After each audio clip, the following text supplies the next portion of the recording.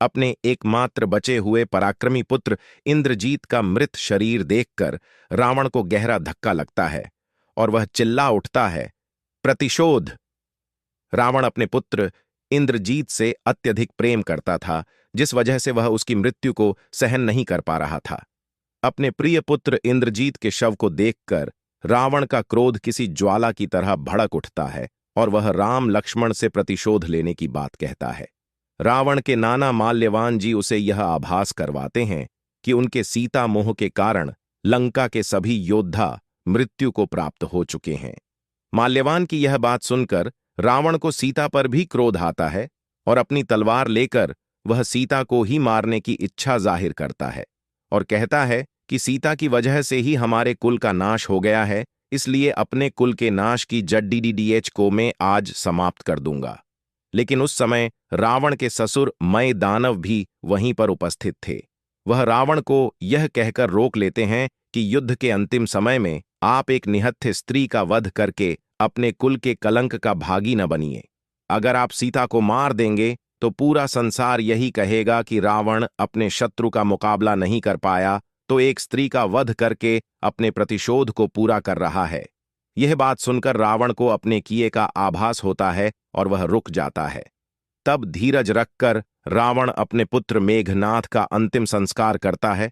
तब तक श्री राम की सेना कोई आक्रमण नहीं करती है। इंद्रजीत की मृत्यु के बाद लंका की सेना में केवल रावण ही रह गया था जो युद्ध कर सकता था। अगले दिन वह पूरी तैयारी करके रणभूमि में जाता है और गरजता हुआ राम लक्ष्मण को ललकारता है। प्रतिशोध की ज्वाला में जलता हुआ रावण लक्ष्मण को ललकारते हुए कहता है, कहाँ है लक्ष्मण जिसने मेरे पुत्र का वध किया? आज उस लक्ष्मण के प्राण लेकर मैं अपने प्रतिशोध की ज्वाला ठंडी करूंगा। यह कहकर रावण अपने तीव्र बाण लक्ष्मण पर चलाता है। लक्ष्मण जी भी बाण चलाते हैं और रावण के बाणों का उत्तर देते हैं। उन दोनों का युद्ध देखकर जामवंत जी श्री राम से आग्रह करते हैं कि हे प्रभु, अपने पराक्रमी पुत्र के मृत्यु से आहत हुआ रावण स्वयं महाकाल का रूप बनकर आया है। उसका सामना आपके अलावा कौन कर सकता है? इसलिए कृपया आप स्वयं जाकर युद्ध में उसका सामना कीजिए। जामवंत का परामर्श श्री राम स्वीकार करते हैं और रावण से युद्ध करने के लिए सामने आ जाते हैं। श्री राम के सामने आते ही रावण फिर से उन्हें ललकारता है और उनसे प्रतिशोध लेने की बात कहता है। लेकिन श्री राम रावण के अहंकार का ज्ञान करवाते हैं, उसे उसकी दुर्दशा का आभास करवाते हैं कि कैसे उसके एक दुष्कर्म के कारण पूरी लंका का विनाश होने को है। श्री राम के बातों का रावण पर कोई असर नहीं हुआ और वह धनुष उठाकर श्री राम पर बाण चला देता है। श्री राम और रावण के बीच में युद्ध आरंभ हो जाता है। वहीं पर विभीषण, जामवंत, हनुमान, सुग्रीव, लक्ष्मण सभी श्री राम के आसपास खड़े हुए थे। विभीषण को देखकर रावण को उस पर क्रोध आता है, क्योंकि उसी कुलद्रोही के कारण उसके सभी मित्रों की मृत्यु हो गई है। यही सोचकर रावण विभीषण को मारने के लिए घातक शक्ति उस पर चला देता है और बोलता है कि इस शक्ति से तुझे भगवान भी नहीं बचा सकते। विभीषण के प्राण संकट में देखकर श्री राम आगे आकर रावण द्वारा चलाई हुई शक्ति अपने सीने पर ले लेते हैं। उस शक्ति के कारण श्री राम के वक्ष स्थल पर घाव हो जाता है और वे जख्मी हो जाते हैं। श्री राम की यह हालत देखकर विभीषण को रावण पर क्रोध आ जाता है और वह रावण से लड़ने के लिए उसके सामने चले जाते हैं। दोनों में युद्ध आरंभ हो जाता है। उसी समय जामवंत भी विभीषण की सहायता के लिए आगे आते हैं और अपने दोनों हाथों से रावण के बगल में प्रहार करते, जिसे रावण अचेत हो जाता है।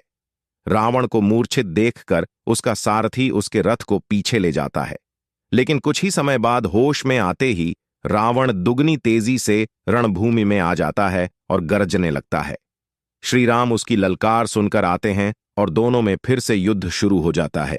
एक तरफ तीनों लोक का अधिपति रावण था, तो दूसरी तरफ मर्यादा पुरुषोत्तम तथा तीनों लोगों के स्वामी श्री राम थे। दोनों ही महापराक्रमी तथा महाशक्तिशाली प्रतिद्वंदी थे।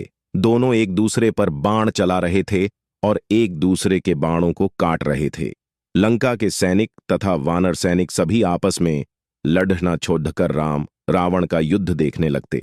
आकाश में सभी देवता, त्रिदेव, अर्षि मुनि सभी राम रावण के युद्ध के साक्षी थे, क्योंकि भगवान विष्णु का श्री राम के रूप में अवतार लेने का परम उद्देश्य यही था कि वह एक दिन अत्याचारी पापी रावण का अंत करेंगे।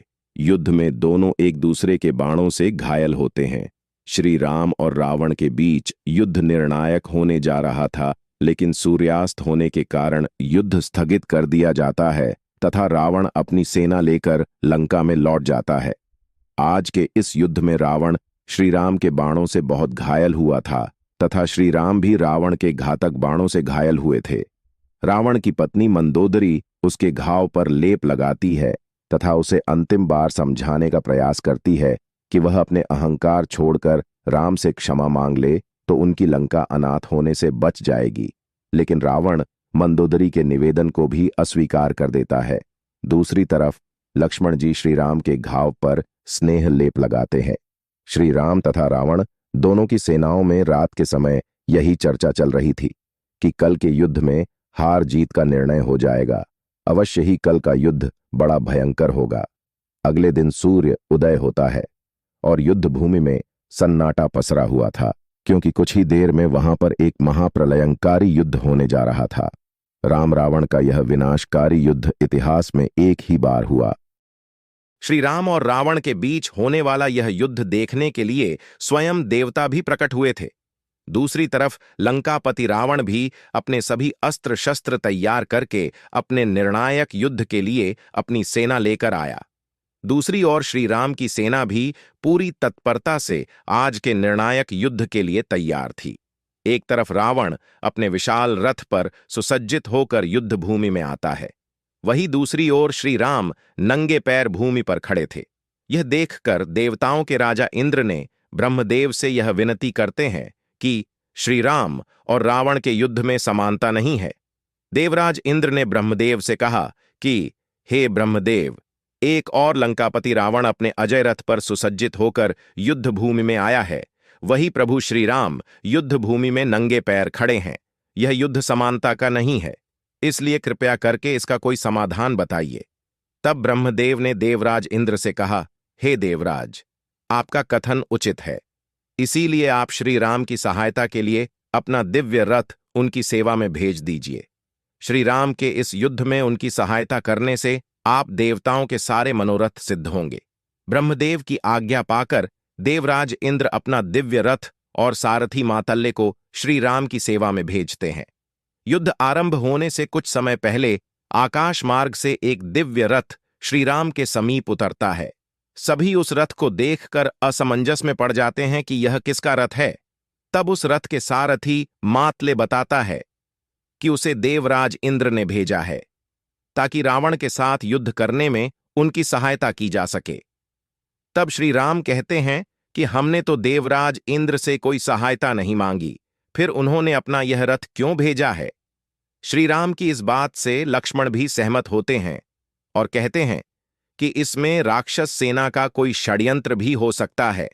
तब रथ का सारथी माथले बताता है कि स्वयं ब्रह्मा जी की आज्ञा से देवराज इंद्र ने रावण से युद्ध करने में सहायता करने हेतु आपके लिए यह रथ भेजा है। तब मातले देवराज इंद्र के रथ की विशेषताएं बताते हुए कहता है कि इस रथ के घोड़े मन की गति से चल सकते हैं, यह रथ आकाश मार्ग में चल सकता है और आपके शत्रु के रथ से अधिक तेज गति से भाग सकता है। इसलिए कृपा करके आप इस रथ पर विराजमान हो जाइए, क्योंकि लंकापति रावण मायावी युद्ध में निपुण है। रावण के कपट युद्ध से बचने में आपको यह रथ सहायक होगा। मातले की बातों से श्री राम को उस पर विश्वास हो जाता है और वह इंद्र के रथ पर सवार हो जाते हैं और रणभूमि में आ जाते हैं। अपने शत्रु को दिव्य रथ पर विराजमान देखकर रावण आश्चर्यचकित हो जाता है और अपने सारथी से पूछता है कि वन में भटकने वाले इस वनवासी के पास ऐसा दिव्य रथ कहां से आया। तब रावण का सारथी उसे बताता है कि यह देवराज इंद्र का रथ है। यह सुनकर रावण देवराज इंद्र पर भी क्रोधित होता है। अपने धनुष की प्रत्यंचा की डंकारा बजाते हुए रावण श्री राम को ललकारता है और कहता है कि केवल दिव्य रथ होने से कोई युद्ध नहीं, जी ज्यादा उसके लिए अपना बाहुबल भी दिखाना पड़ता है। यह कहकर रावण श्री राम पर बाण चला देता है। इसके उत्तर में श्री राम भी बाण चलाते हैं। दोनों महाशक्तिशाली योद्धाओं में भीषण युद्ध छिड़ जाता है। बहुत देर तक युद्ध चलने के बाद रावण अपने रथ को आकाश में ले जाता है और ऊपर से ही श्री राम पर तीरों की बौछार करता है। यह देखकर श्री राम भी अपने सारथी मातले को कहते हैं कि तुम भी रथ को आकाश में ले चलो। मातले श्री राम के रथ को भी आकाश में रावण के रथ के समकक्ष ले जाता है। फिर से दोनों एक दूसरे पर बाणों की बौछार करने लगते हैं। बहुत समय तक जब कोई परिणाम नहीं निकलता तो श्री राम अपने दिव्यास्त्र से रावण का मस्तक काट देते हैं। लेकिन यह क्या, रावण का मस्तक काटते हैं ही उसके धड़ पर दूसरा मस्तक पैदा हो गया। यह देखकर श्री राम भी आश्चर्य में पड़ जाते हैं और वह फिर से अपना एक दिव्यास्त्र रावण पर चलाते हैं, जिससे रावण का मस्तक फिर से कट जाता है।